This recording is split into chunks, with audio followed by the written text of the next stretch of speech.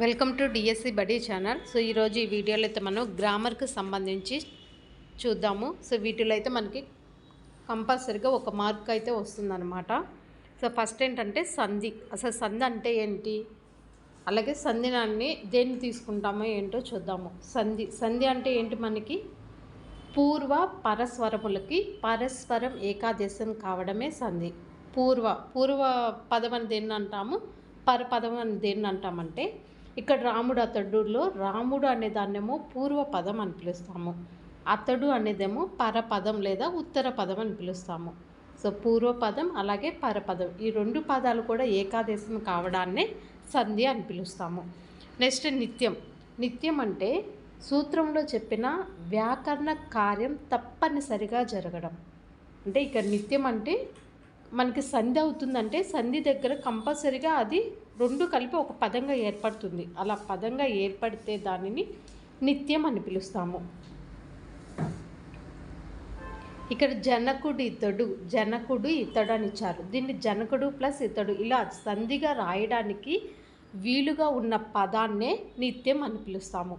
ఒకవేళ వీలు కాకపోతే సూత్రంలో చెప్పిన వ్యాకరణ కార్యం రాకపోవటం అంటే ఏంటి, ఒకవేళ పదం అనేది కాకుండా ఉంటే అది సంధిగా అవ్వడానికి పాజిబిలిటీ కనుక లేకపోతే దానిని నిషేధం అని పిలుస్తాము. ఇక్కడ చూడండి, మా అత్తని మాయత్త అయింది. మాయత్త అంటే ఇక్కడ సంధి అనేది జరగలేదు. మాయత్త అనేది మా ప్లస్ అత్తగా ఉంది. ఇక్కడ యా అనేది నిషేధం అయ్యింది. సో ఇలా సంధి జరగకపోతేనేమో నిషేధం అని పిలుస్తాము, సంధి జరిగితేనేమో నిత్యం అని పిలుస్తాము. నెక్స్ట్ వచ్చి మనకి వైకల్పికం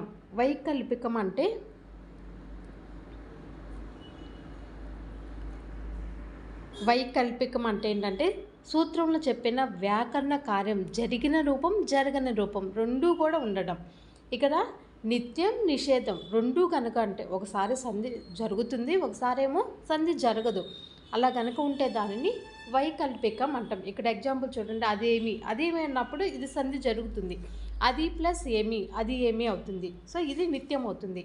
ఇక్కడ అది ఏమి ఉన్నప్పుడు అది ప్లస్ ఏమి, కానీ ఇక్కడ యా వచ్చి చేరింది అది ఏమి, అక్కడ మనకి సంధి అనేది నిషేధం అవుతుంది. సో ఇలా నిత్యం నిషేధం రెండూ కనుక అవితే దానిని వైకల్పికం అని పిలుస్తాము.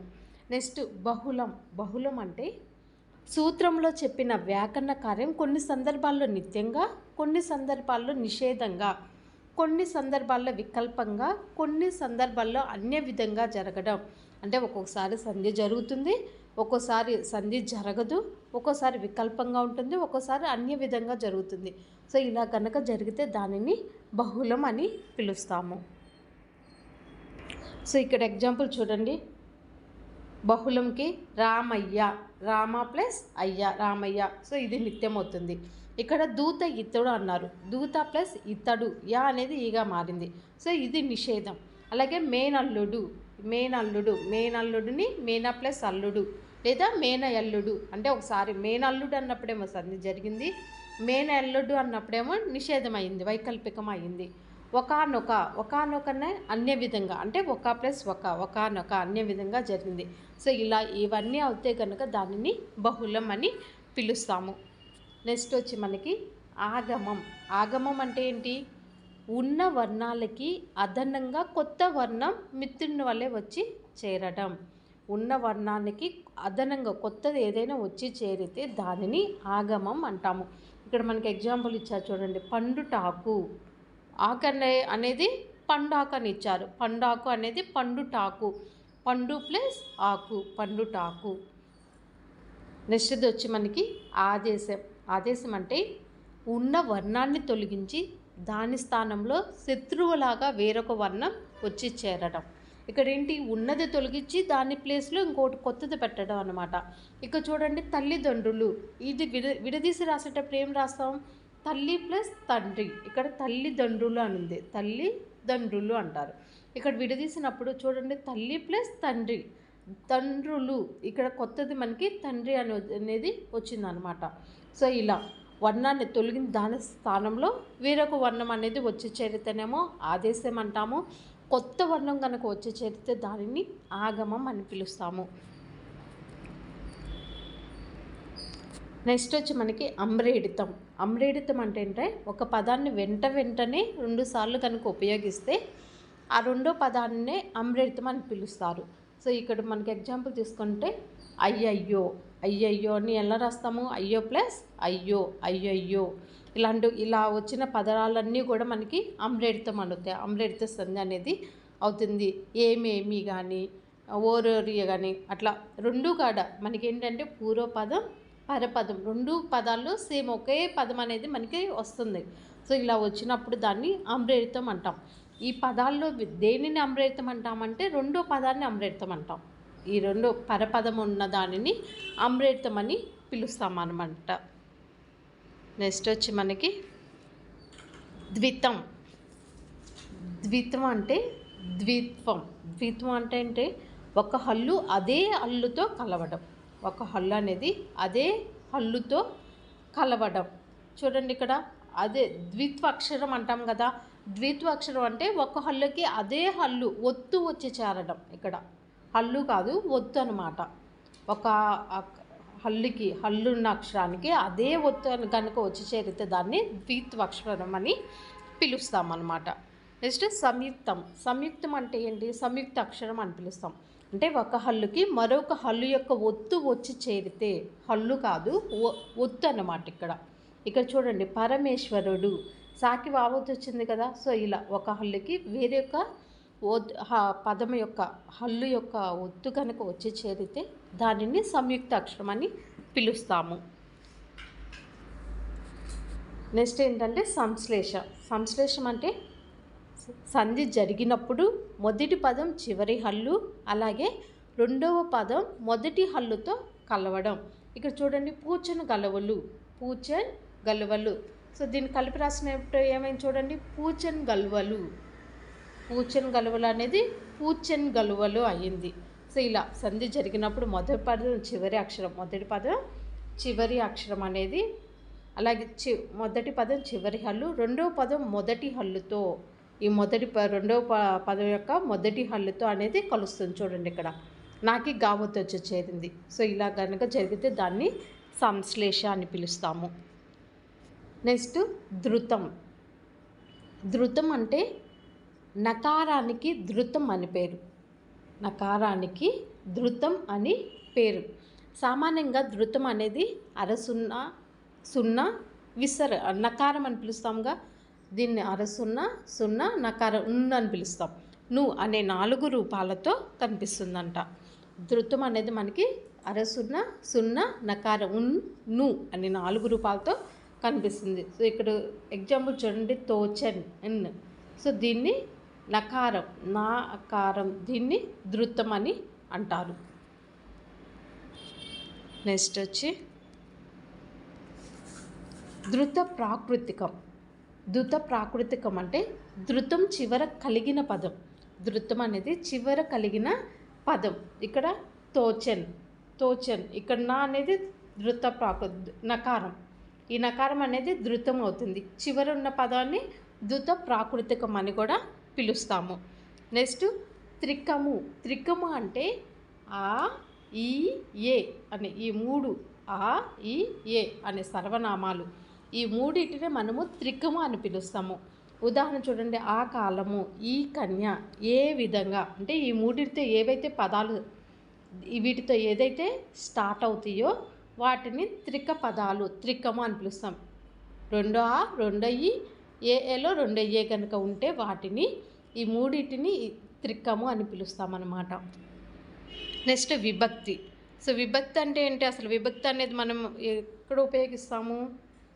పదాల మధ్య ఉండే సంబంధాన్నే తెలిపేది. సో పదాల మధ్య ఏదైనా మనం మాట్లాడుతున్నప్పుడు ఆ వాక్యాల మధ్య ఆ విభక్తి అనేది ఉపయోగిస్తూ ఉంటాము. ఇక్కడ చూడండి, భూతదయ కంటే మించిన ధర్మం లేదు.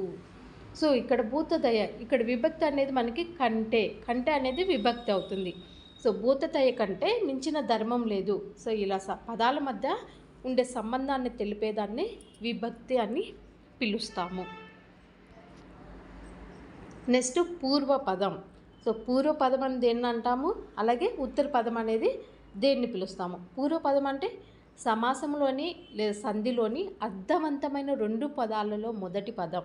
సో పదాల్లో మొదటి, ఇప్పుడు సంధి ఒక పదం ఇచ్చారు, సంధిగా విడదీసినప్పుడు 2 పదాలుగా చేస్తాము.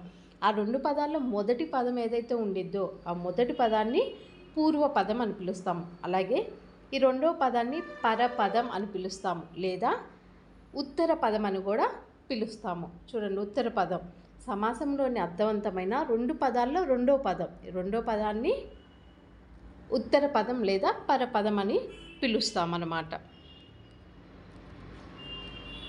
నెక్స్ట్ వచ్చి విగ్రహవాక్యం. విగ్రహవాక్యం అనేది ఎక్కడ ఉపయోగిస్తాం మనం? సమాసంలో ఒక పదం ఇచ్చి దాన్ని సమాసంగా రాయమన్నప్పుడు విగ్రహవాక్యంగా రాసి దానికి సమాసం పేరు రాస్తాం. చూడండి, విభక్తులతో కలిసి ఉండి సమాసాన్ని వివరించి చెప్పేది. మనకి కనుక సమాసాలు తీసుకున్నట్లయితే షష్ఠి తత్పురుష సమాసం కానీ, తృతీయ తత్పురుష సమాసం కానీ, ఇలా సమాస విశేషణ పూర్వపద కర్మధారయ సమాసం కానీ ఇలా వచ్చినాయి అనుకో, వాటిలో కంపల్సరీ మనకి ఈ విభక్తులు అనేవి ఉంటాయి. ఇక్కడ చూడండి, రాజభవనం, రాజుభవనం అంటాం. రాజుభవనం, రాజు యొక్క భవనం. ఈ యొక్క అనేది విభక్తి మనకి. సో ఇది యొక్క అనేది షష్ఠి విభక్తి, షష్ఠి తత్పురుష విభక్తి అవుతుంది, షష్ఠి విభక్తి. సో సమాసంలోకి వచ్చేటప్పటికి ఇదే షష్ఠి తత్పురుష సమాసంగా మారుతుందన్నమాట. సో విభక్తులతో కలిసి ఉండి సమాసాన్ని వివరించి చెప్పేదే విగ్రహవాక్యం. ఇక్కడ రాజుభవనం, రాజుభవనం దాన్ని విగ్రహవాక్యంలో మార్చేటప్పటికి రాజు యొక్క భవనంగా మారుతుందన్నమాట అది. నెక్స్ట్ సమాసం. అసలు సమాసం అంటే ఏంటంటే అర్థవంతమైన 2 పదాల కలయిక. అర్థవంతమైన 2 పదాల కలయికనే సమాసం అని పిలుస్తాము. గ్రంథాలయం, గ్రంథాలయం 2 పదాల కలయికనే సమాసం అని పిలుస్తాము. అలాగే కర్త, కర్త అంటే ఏంటి? క్రియకు గల ఆధారాన్ని తెలిపే పదం. కర్త క్రియకు గల ఆధారాన్ని తెలిపే పదం. ఇక్కడ ఉదాహరణ చూడండి, రాముడు పండ్లను తిన్నాడు. ఎవరు పండ్లను తిన్నది? ఎవరు? రాముడు. సో రాముడు అనేది మనకి కర్త అవుతుంది. అలాగే కర్మ, కర్మ అంటే ఏంటి? క్రియా ఫలితాన్ని అనుభవించేవాడు, క్రియా ఫలితాన్ని. ఇక క్రియకు గల ఆధారాన్ని తెలిపేదేమో కర్త, క్రియ ఫలితాన్ని అనుభవించేవాడేమో కర్మ. చూడండి, హనుమంతుడు సముద్రం దాటిని, హనుమంతుడు ఏం దాటాడు? సముద్రాన్ని దాటాడు. సో సముద్రం అనేది మనకి ఇక్కడ కర్మ.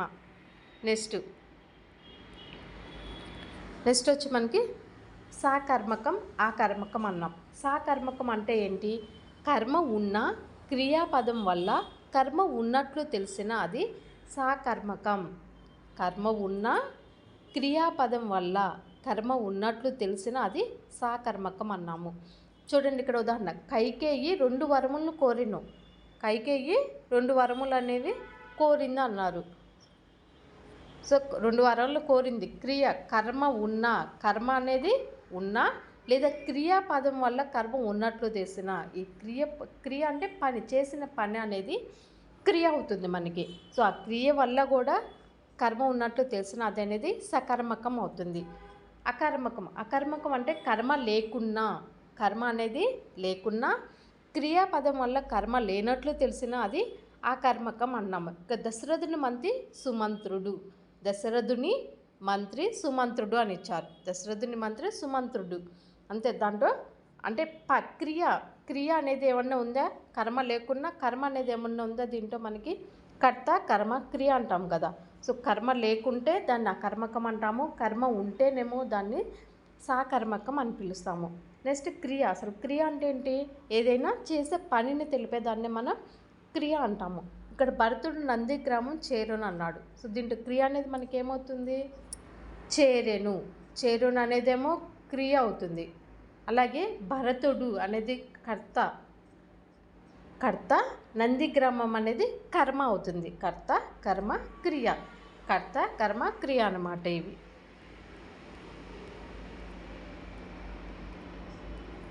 నెక్స్ట్ వచ్చి సమాపక క్రియ, అసమాపక క్రియ.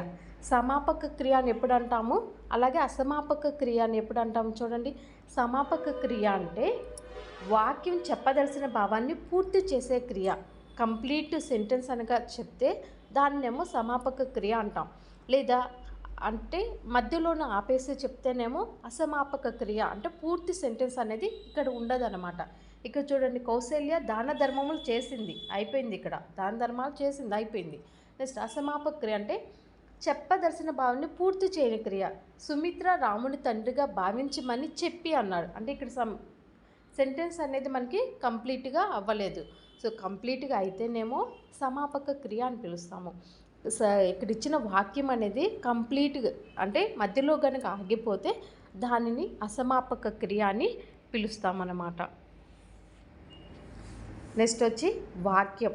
వాక్యం అనేది ఎప్పుడవుతుంది? కర్త కర్మ క్రియలను కలిగి సంపూర్ణ అర్థాన్ని ఇస్తే అది వాక్యం అన్నమాట. అంటే ఇప్పుడు వాక్యంలో ఏముండాలి? మనకి కర్త ఉండాలి, కర్మ ఉండాలి, క్రియ. సో ఈ మూడు కలిగి సంపూర్ణ అర్థాన్ని ఇచ్చేదే వాక్యం అవుతుంది. ఇక్కడ శబరి పండ్లను పెట్టింది, శబరి పండ్లను పెట్టింది. శబరి కర్త, పండ్లు కర్మ, పెట్టింది క్రియ. సో కర్త కర్మ క్రియ అనేది సంపూర్ణ అర్థాన్ని ఇచ్చే విధంగా ఉంటే దాన్ని మనం వాక్యం అని పిలుస్తాము. నెక్స్ట్ అంటే సామాన్య వాక్యం. సామాన్య వాక్యం అంటే ఏంటి? సమాపక క్రియతో పూర్తయ్యే వాక్యం. సమాపక క్రియ అంటే చెప్పుకున్నాం కదా, వాక్యం అనేది పూర్తిగా ఉండాలి. పూర్తిగా ఉంటే దానిని సమాపక వాక్యం అని చెప్పుకున్నాం, సమాపక క్రియ అని. సో ఇక్కడ రవి పరుగు పెట్టాడు, రవి పరుగు పెట్టాడు అనేది సామాన్య వాక్యం అవుతుంది. నెక్స్ట్ ఉత్వసంధి. ఉత్వసంధి అనేది ఎప్పుడవుతుంది చూడండి, ఉత్తునకొచ్చు పరమగునప్పుడు సంధి నిత్యముగా నగు. సంధి అనేది నిత్యం, అంటే సంధి ఇక్కడ నిత్యంగా జరుగుతుంది. ఉత్తునకు అచ్చు పరమగినప్పుడు. ఇక చూడండి ఎగ్జాంపుల్, భీముడు ఇతడు, భీముడు ఇతడు, భీముడు. ఇక్కడ మనకి ఈ పూర్వపదం చివరి అక్షరం ఏదైతే ఉండిద్దో దాది ఊ పలికితే చూడండి, భీముడు దాన్ని కొంచెం మనం సాగదీర్చినప్పుడు ఇక్కడ ఊ అనేది పలుకుతుందనమాట. ఉత్తునకు అచ్చు పరమగినప్పుడు సంధి అనేది నిత్యంగా జరుగుతుంది. సో నిత్యంగా జరిగినప్పుడు అది ఉత్వసంధి అవుతుంది. నెక్స్ట్ వచ్చి ఇత్వసంధి. ఇత్వసంధి అంటే ఏమ్యాదులు యుత్తునకు సంధి వైకల్ప్యంగా నగు. నిత్యముగా అంటేనేమో ఉత్వసంధి, వైకల్పికముగా అంటేనేమో ఇత్వసంధి. మరి ఏమిటి, మరి ఏమిటి, మరి ఏమిటి దాన్ని మరి ప్లస్ ఏమిటి. నెక్స్ట్ అత్వసంధి ఎప్పుడవుతుంది? అత్తునకు సంధి బహుళముగా నగు. బహుళం అంటే అన్నీ కదా, నిత్యం అవుతుంది, వైకల్పికం అవుతుంది, మొత్తం అన్నీ అయితే కనుక దాన్ని బహుళం అంటాము. సో అత్తునకు సంధి బహుళముగా నగు అని ఇచ్చారు. సో బహుళం అవుతే అది మనకి అత్వసంధి అవుతుంది. దమ్మక్క, దమ్మ ప్లస్ అక్క, దమ్మక్క అత్వసంధి. నెక్స్ట్ ఎడాగమ సంధి. ఎడాగమ సంధి అనేది ఎప్పుడవుతుంది చూడండి, సంధి లేని చోట సర్వంబు కంటే పరంబైన సర్వంబునికి ఎడాగంబగు. చూడండి, సంధి లేని చోట ఇక్కడ మేనయల్లుడు, మేనయల్లుడు. యా అనేది నిషిద్ధం అన్నమాట. యా బదులు ఇక్కడ మనకి ఏమొస్తుంది చూడండి, మేనల్లుడు, మేనల్లుడు మేనయల్లుడు అయింది. అంటే ఇక్కడ ఇది వైకల్పికం అవుతుంది మేనయల్లుడు అనేది. సో మేన ప్లస్ అల్లుడు, మేనయల్లుడు. సంధి లేని చోట సర్వంబు కంటే పరంబైన స్వరంబునికే ఎడాగంబంగును. నెక్స్ట్ గసడ దవాదేశంది. గసడ దవాదేశం చూడండి, ప్రథమ మేది పరుషములకు. మనకి సర్లాలు పరుషాలు ఉంటాయి. సర్లాలు అంటే గసడ దవాలు, పరుషాలు అంటే కచ్చడ తపాలు. పరుషాలు అంటేనేమో ప్రథమమేది పరుషాలకి గసడ దవాలు బహుళంగాను.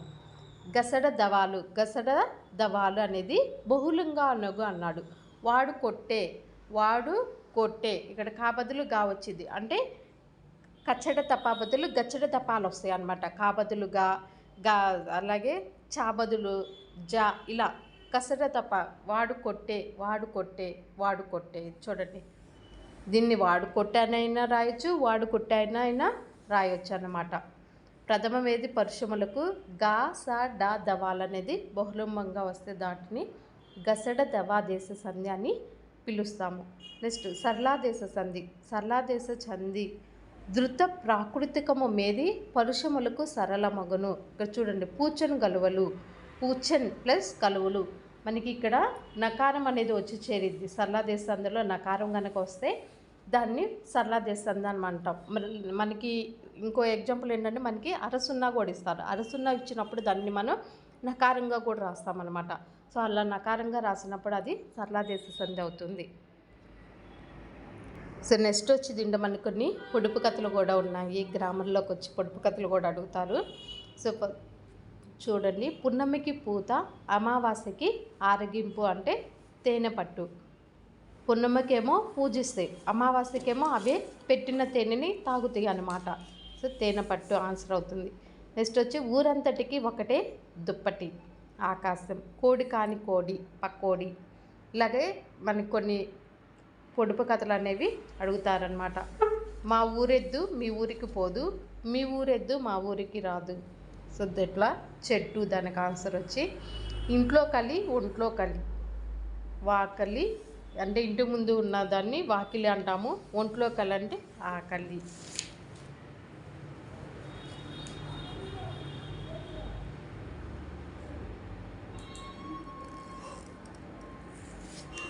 సో నెక్స్ట్ తొలి తెలుగు రచనలు అంటే ఫస్ట్ తొలి తెలుగు రచనలు అనేవి ఇంపార్టెంట్, ఇవి మనకి అడగొచ్చు. తొలి తెలుగు ఇతిహాసం వచ్చి ఆంధ్ర మహాభారతము. సో దీన్ని రాసిన వాళ్ళు వచ్చి నన్నయ్య, తిక్కన్న, ఎర్రన్న. తొలి తెలుగు ఇతిహాసం. సో ఇది వచ్చి మనకి ఆంధ్ర మహాభారతం. దీన్ని రాసిందేమో నన్నయ్య, తిక్కన్న, ఎర్రన్న. తొలి తెలుగు రామాయణం రంగనాథ రామాయణం. సో ఇది రాసింది గోన బుద్ధారెడ్డి. తొలి తెలుగు శతకం వచ్చి వృషాదీప శతకం. వృషాదీప శతకం ఇది రాసింది పాల్కురికి సోమనాథుడు. నెక్స్ట్ తొలి తెలుగు పురాణం వచ్చి మార్కండేయ పురాణం. ఇది రాసింది మారణ. మార్కండేయ పురాణం రాసింది మారణ. నెక్స్ట్ తొలి తెలుగు ప్రబంధం. తొలి తెలుగు ప్రబంధం వచ్చి మనుచరిత్ర. ఇది రాసిందేమో అల్లసాని పెద్దన్న. తొలి తెలుగు యక్ష జ్ఞానం వచ్చి సుగ్రీవ విజయం. సో ఇది రాసింది కందుకూరి రుద్రకవి. తొలి తెలుగు అచ్చ తెలుగు కావ్యం వచ్చి యాయాతి చరిత్ర. సో ఇది పున్నగంటి తెలగనార్యుడు గారు రాశారు. తొలి తెలుగు నాటకం వచ్చి మంజరి మధుకరియం. సో ఇది కోరాడ రామచంద్ర శాస్త్రి రాశారు. తొలి తెలుగు నవల వచ్చి రాజశేఖర చరిత్ర. సో ఇది కందుకూరి వీరేశలింగం గారు రాశారు. తొలి తెలుగు కథానిక వచ్చి దిద్దుపాటు. ఇది గురిజాడ వెంకటప్పారావు గారు రాశారు. తొలి తెలుగు కథానిక దిద్దుపాటు. నెక్స్ట్ తొలి తెలుగు యాత్రా చరిత్ర వచ్చి కాశీ యాత్రా చరిత్ర. ఇది ఏనుగుల వీరాస్వామి రాశారు. తెలుగులో జ్ఞానపీఠ పురస్కారం వచ్చిన వాళ్ళు ఎవరంటే విశ్వనాథ సత్యనారాయణ గారు. ఈయనకు 1970లో వచ్చింది. శ్రీ మద్రామాయణ కల్పవృక్షం అనే రచనకి గాను విశ్వనాథ సత్యనారాయణ గారికి 1970లో జ్ఞానపీఠ అవార్డు అనేది వచ్చిందనమాట. సి నారాయణ రెడ్డి గారు, ఈయన విశ్వాంబర అనే రచనకి 1988లో జ్ఞానపీఠ పురస్కారం అనేది ఇచ్చారు. నెక్స్ట్ రావూరి భరద్వాజ, ఈయన పాకుడు రాళ్ళు అనే రచన. ఈయన రావూరి భరద్వాజ గారికి పాకుడు రాళ్ళు అనే రచనకి 2012లో జ్ఞానపీఠ పురస్కారం అనేది వచ్చింది. నెక్స్ట్ మనకు కొన్ని ఇక్కడ ఇంపార్టెంట్ ముఖ్యమైన దినోత్సవం అంటే ముఖ్యమైన తెలుగు సంపద వచ్చి చూడండి. ప్రపంచ మాతృభాషా దినోత్సవం వచ్చి ఫిబ్రవరి 21 జరుపుకుంటాము. ప్రపంచ మాతృభాషా దినోత్సవం. సో అలాగే తెలుగు భాషా దినోత్సవం, గిడుగు వెంకటరామూర్తి గారి జయంతి సందర్భంగా తెలుగు భాషా దినోత్సవం అనేది జరుపుకుంటాము. సో ఇది ఎప్పుడంటే ఆగస్టు 29న జరుపుకుంటాము. ఆగస్టు 29 అనేది తెలుగు భాషా దినోత్సవంగా జరుపుకుంటాము. సో తెలుగు చాలా ఇంపార్టెంట్ అన్నమాట, గుర్తుంచుకోవాలి.